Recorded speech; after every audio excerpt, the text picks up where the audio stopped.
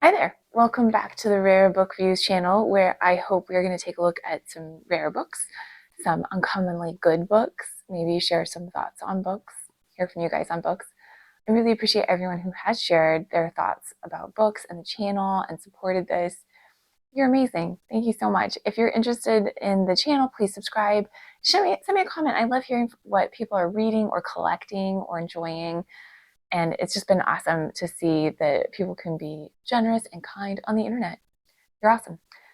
Usually, I post a lot of videos of my bargain rare book hunts and what I find when I'm rare book shopping or just shopping for some really good books. And sometimes I say, well, I can't show you these books because they're for presents. Often, when I go to a bookstore, I have sort of a list of the popular fiction that I'm looking for, and then things that I just want a cool edition of. And then I'm always in the back of my mind searching for people who need a present. And I started posting those videos and saying, I got a couple things I can't show you. People started asking, when are we going to see those things? So I'm getting ready to send a box to a niece for her birthday. I'm going to show you what I got for her. She is a very cool 15-year-old, about to be a 15-year-old, and she really enjoys animals. She told me once she would like books where the animal does not die. And I have to tell you, that's a tall order. Who knew? There's so many good books about animals where there's death involved. It's pretty morbid, really, what we give to children to read. She's also very crafty. She's a very active person. I sent her, I think for a Christmas present, a Mary Poppins book, and she mentioned that she did not know that that was a series. There are other books about Mary Poppins. So I've been on the lookout for those, and I have a whole cool box of things I hope that she's going to enjoy. She's very good at thank you notes, so she gets an entire box of books. This is the box I'm going to use. I'm sending this across the country. I have been doing this lately. I've been getting a little bit lazy. So instead of book rate, which is a better price, but you have to actually go to the post office during their open hours, I'm sending flat rate shipping, which they will actually come and just take right off my porch. And that I think is great. I'm sending it across the country, so flat rate is pretty good.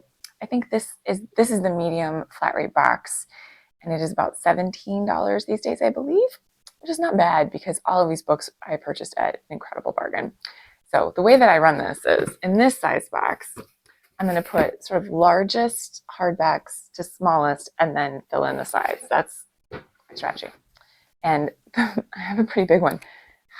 This is a very cool edition of Watership Down. I love the illustrations from this. See if I can find one for you. Watership Down, lots of animals. I think normal bout of life and death struggles. It is a large format book, so I'm going to put it in first. I'm going to lead the largest. Put it there. It is important that when you're shipping books, you get them in there really snug. You don't want them rattling around. It'll damage them over time. So I will fill in the voids with either paper or those plastic pillow things that come from Amazon and other shippers. I save them. I have a drawer. Oh, this is cool. So my niece and her family were into Roald Dahl for a while. I love the BFG. So good. Let's see. Oh, I remember, this is one of those ones that I remember really vividly from my youth. The Bat Poet by Randall Jarrell. And this is the edition that I read as a kid with illustrations by Maurice Sendak. Maurice Sendak, so good. Look, the bats are so cool. So this is one of those, this is what I love about books. Sometimes the books that you read as a kid just evoke the whole world and the circumstance at the time. I remember reading this. I remember being in my house. I remember getting it from the library. I'm sure I read this more than once. I remember the feeling. I remember it was at that time of, I just need one more chapter as a kid. Do you remember this? I just need a little more time. I just need a little. So that is a special one. This is cool. This is a Heritage Press edition of Washington Irving short stories. And sometimes the Heritage Presses have just the coolest illustrations. And Washington Irving, I remember studying his stuff in college in English class, and he apparently was the blockbuster of his time.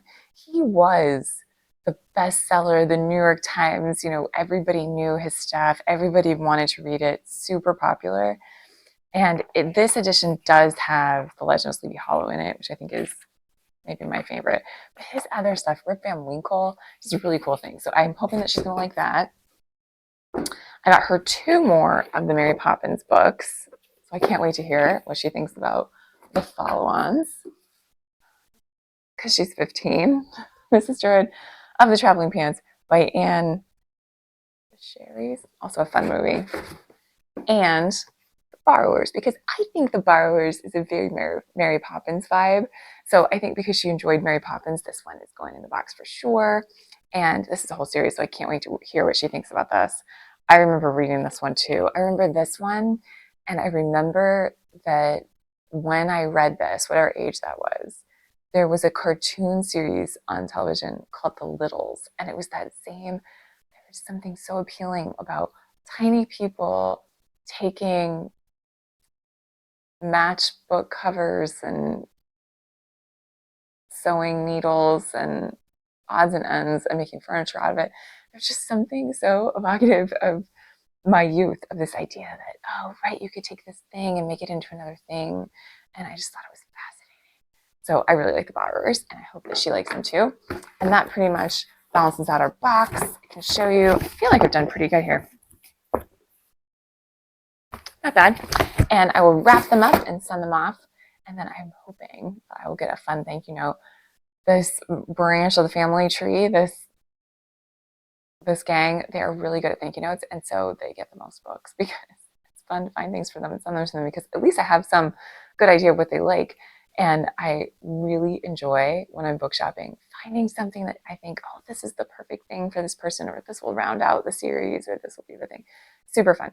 So if you have any ideas for a 15-year-old who likes animals, who have long lives, and also is crafty, please let me know. I'm always open to suggestions. And thanks again to everybody for watching, and happy reading.